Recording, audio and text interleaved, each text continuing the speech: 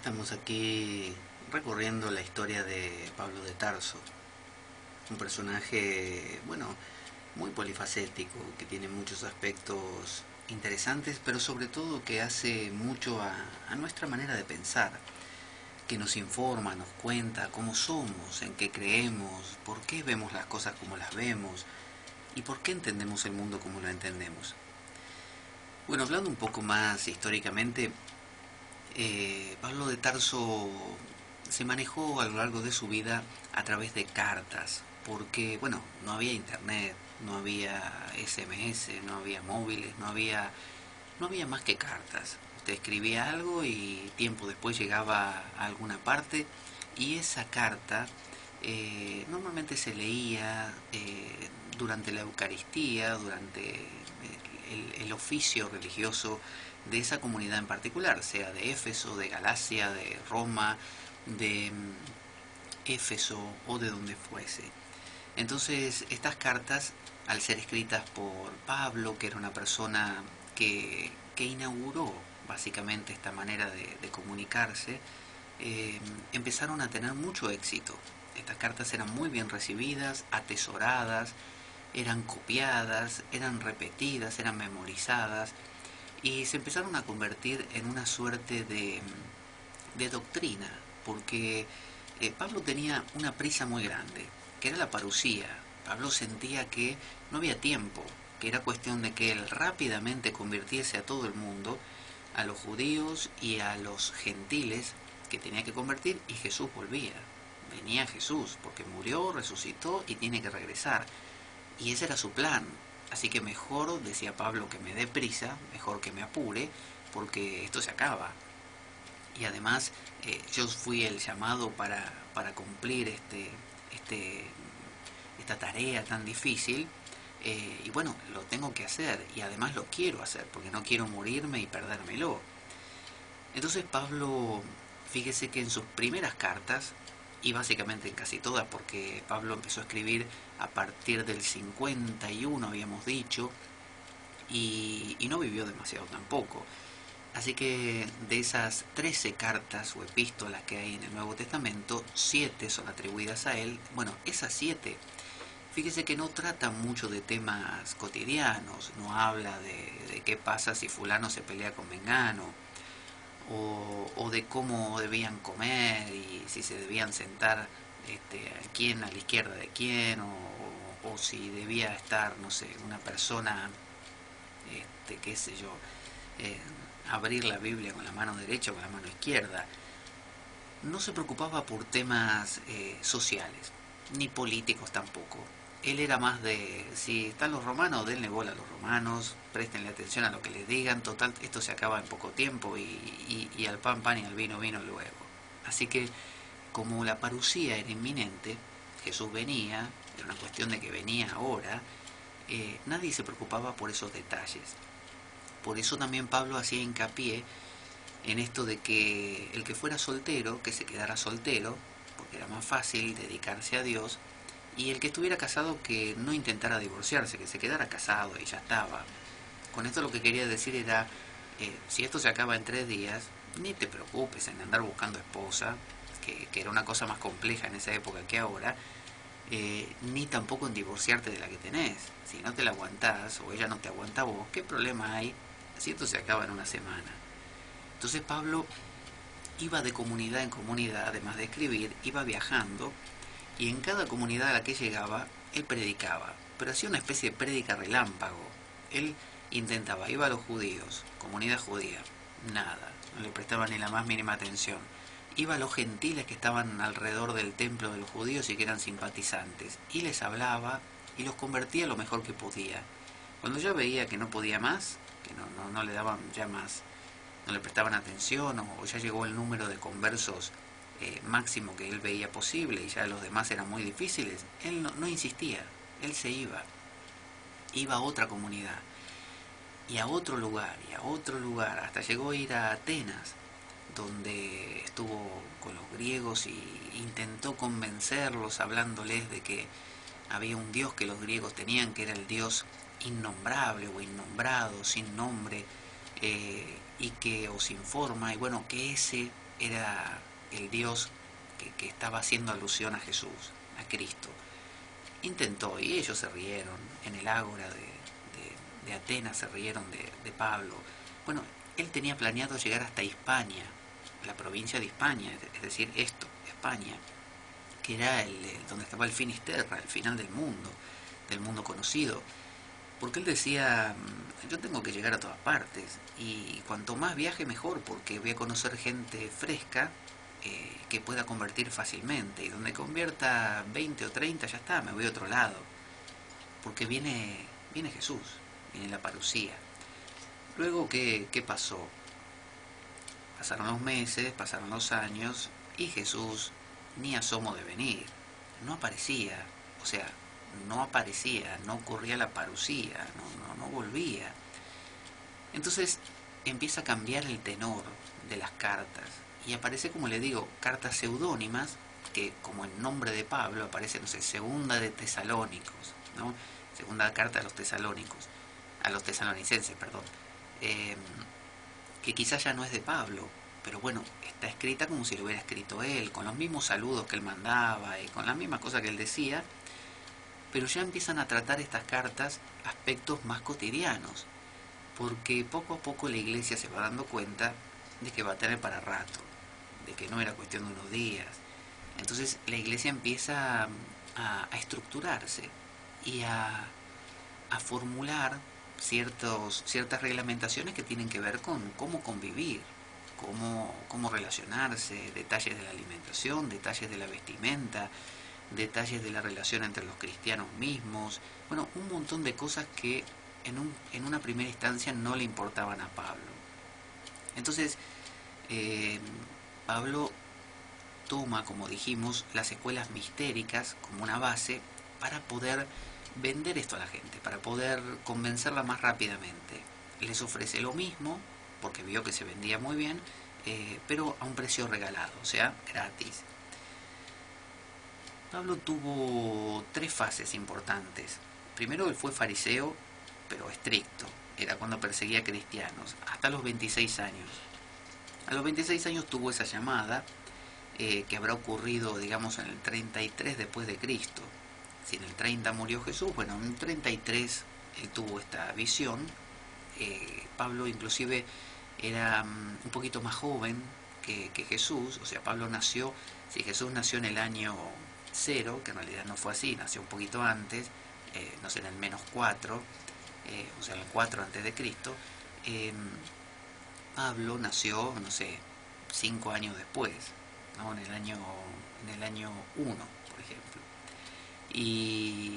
o 2. Entonces era un poquito más joven que Jesús. Sin embargo, no lo conoció, nunca se lo cruzó por la calle, nunca se lo encontró. Y Pablo, durante 15 años de prédicas, hasta que lo mataron, esto fue en el 51, empezó a escribir, bueno, en el 60 o 50, después se lo confirmo, pero creo que en el 68 por ahí, no, poco antes, fue que lo mataron, que lo llevaron a Roma y lo mataron. Entonces durante 15 años fue madurando su fe, fue dándose cuenta inclusive de esto de la parucía, que no volvía, fue dándose cuenta de otros enfoques posibles. Entonces él predicó por todas partes. Cuando tuvo ese llamado, primero fue a Arabia, como para pensar un poco, porque hace uno cuando tiene que pensar acerca de algo y que nadie lo moleste. Uno se va a Arabia, obviamente. Yo cada vez que tengo un problema y no sé cómo resolverlo, me tomo unos días y me voy a Arabia. Y usted me dirá, pero Arabia no existe más. Bueno, no importa, yo estoy convencido que donde voy es Arabia. Y a mí me lo venden así en la compañía de turismo, me dicen, tengo un plan para vos, tengo un proyecto acá, un tour que te armé por Arabia. Pero si Arabia no existe. Sí, sí, sí, no te preocupes, eso es mentira. Toda la gente está convencida que no existe, pero sí, sí, sigue existiendo. Lo que pasa que ahora es para un grupo selecto de gente. Y yo te conseguí a vos un lugar especial. Ah, bueno, gracias. Así que bueno, yo viajo a Arabia cuando me pongo nervioso. Y entonces estuvo un tiempo en Arabia para madurar esto, un tiempo cortito, ¿no? Y luego regresó, regresó para ponerse en marcha y lo primero que hizo es ir a Jerusalén, porque ahí quería conocer a Cefas y también lo conoció a Pedro y a Santiago. Santiago, Santiago era el hermano de Jesús, el hermano del Señor, el hermano de Jesús, que luego murió martirizado también, porque había otro Santiago antes que también murió y después vino este Santiago que era el hermano de Jesús, que era muy estricto. Ese era muy hebreo, es decir, muy judío, no quería saber nada con nada helenizado tipo Pablo. Por eso empieza a haber roces entre Pablo y la comunidad de Jerusalén. Por eso cuando sube a Jerusalén, habla con Cefas, habla con Pedro, habla con Santiago, se da cuenta que no da ni pie con bola, no tiene punto de contacto. La comunidad de Antioquía, donde fue formado Pablo, donde se encontró con Ananías y todo esto, era una comunidad que miraba las cosas al estilo griego, judío pero griego, y la comunidad de Jerusalén no. Entonces la comunidad de Jerusalén consideraba que los gentiles tenían que circuncidarse, tenían que cumplir las leyes de Noé y tenían que practicar todo porque Dios quería que todos practiquen la ley y los judíos tenían que practicar la muerte. Y Pablo, usted vio que decía lo contrario, decía que las leyes ya no funcionaban más, era obsoleto. Ahora Jesús había muerto y resucitado para otra cosa, era para que la salvación venga por la fe y no por las obras. Entonces él postulaba la ley del amor, es decir, amar a Dios, creer en Cristo, creer en el sacrificio de Dios, de Jesús, perdón, que era un sacrificio vicario, un sacrificio de uno por muchos, que era una idea, como le digo, griega.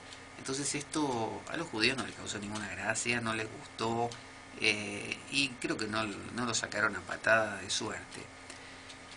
Así que Pablo se dio cuenta que simplemente no tenía que volver a Jerusalén, tenía que hacer la suya por ahí y le fue muy bien. De hecho, todo el cristianismo que tenemos hoy es paulino, porque inclusive, para suerte de Pablo, en el año 70, cuando se produjo esa revuelta tan grande, fue destruido el templo de Jerusalén y después le dieron el toque final, creo que fue en el 135, y ahí no quedó más nada. Así que toda esa línea judía de los seguidores de Jesús desapareció. ¿Y qué quedó? Bueno, quedó toda la línea paulina, porque los evangelios, salvo el de Mateo, digamos, los demás son totalmente paulinos y las epístolas, sean las de propio Pablo o las que son seudónimas, son paulinas, y cuando digo paulinas son helenizadas. El Evangelio de San Juan y el Apocalipsis son totalmente entre paulinos y con toques gnósticos.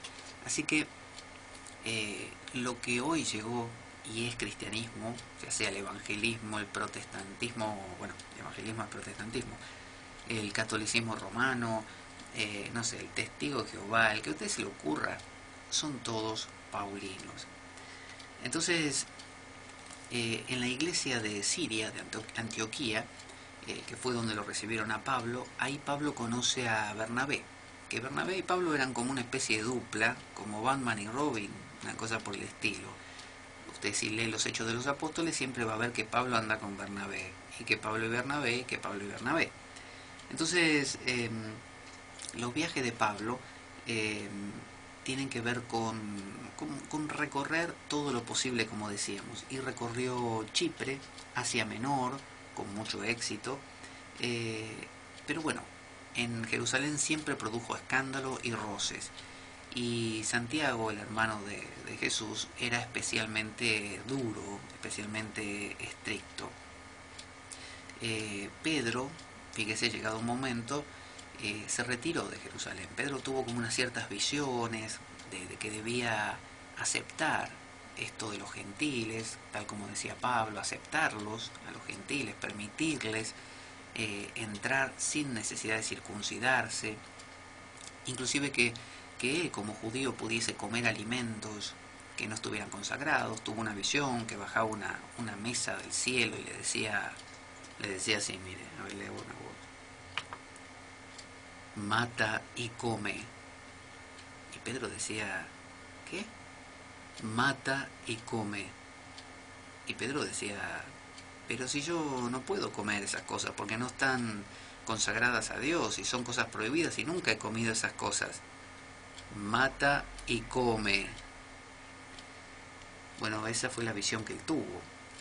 Y fue una visión realmente fuerte porque para un judío decirle que coma comida no purificada es una abominación, es muy fuerte.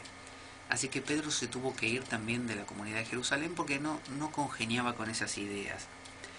Eh, y bueno, Santiago en algún momento estuvo flexible, pero después se rigidizó otra vez. Eh, y tuvieron un acuerdo, la comunidad de Jerusalén y la comunidad de Antioquía de Pablo.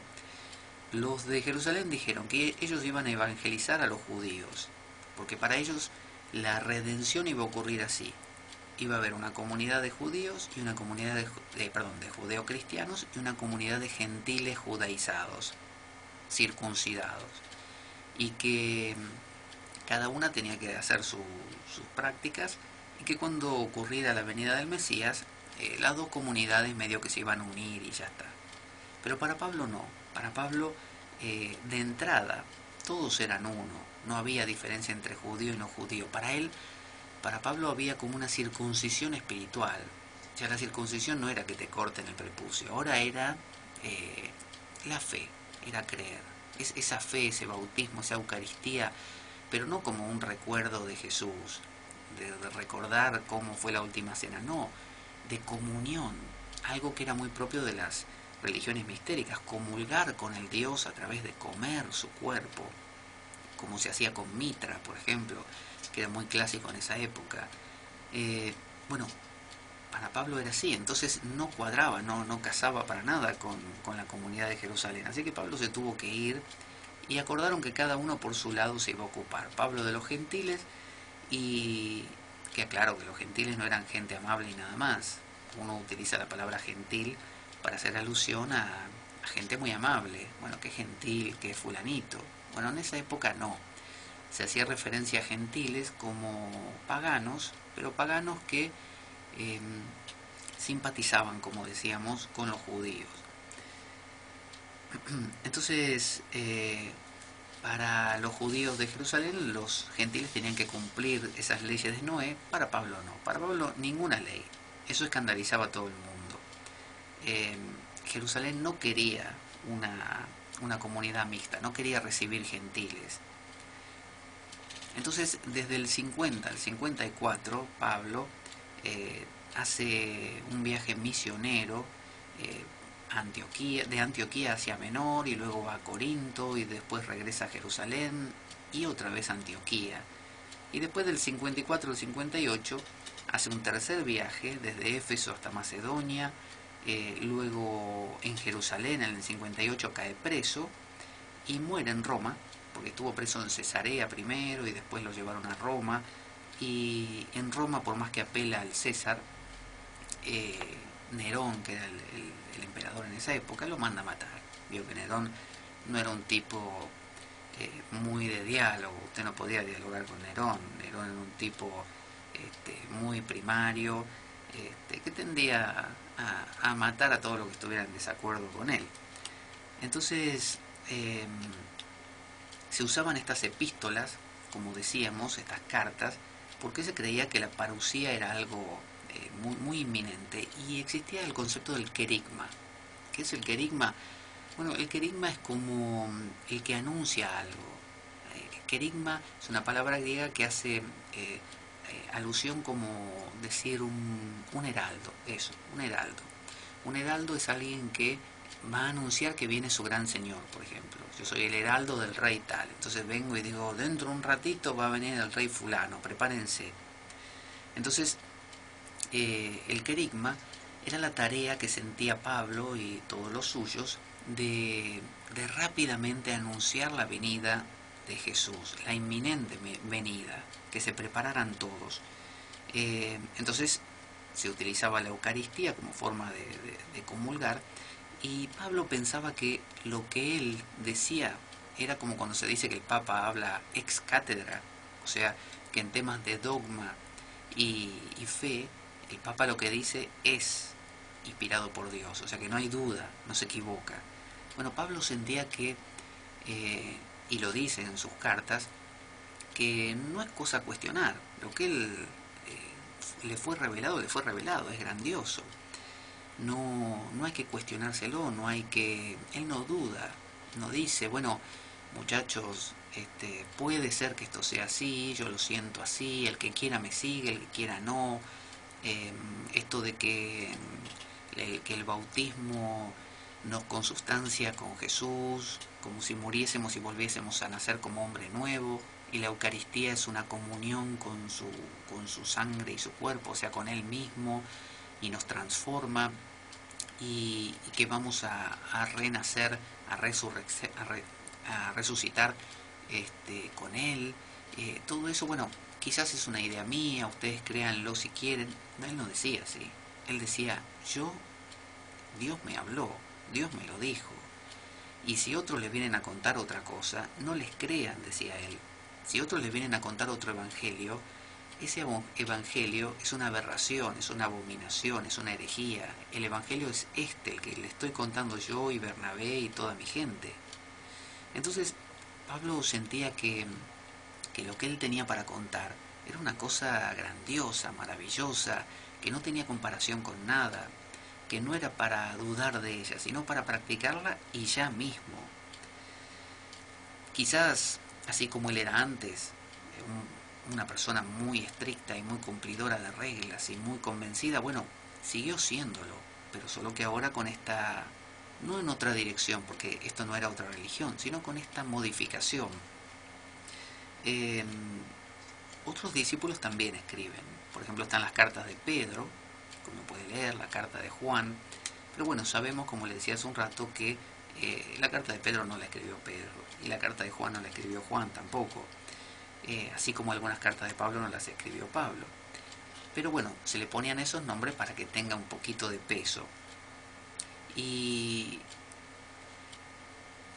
vamos a dividir este programa acerca de Pablo de Tarso en dos partes, de manera que podamos explayarnos más y conocer también todo este tema de los evangelios, de qué son y por qué son cuatro y qué representan. Así que lo que vamos a hacer es escuchar una canción, una melodía, y cuando regresemos vamos a hacer una reflexión acerca de todo esto que hemos hablado antes de despedirnos, y la siguiente semana profundizaremos en lo que nos queda de esta temática. Así que vamos a escuchar nuevamente a las Carmelitas. A ver.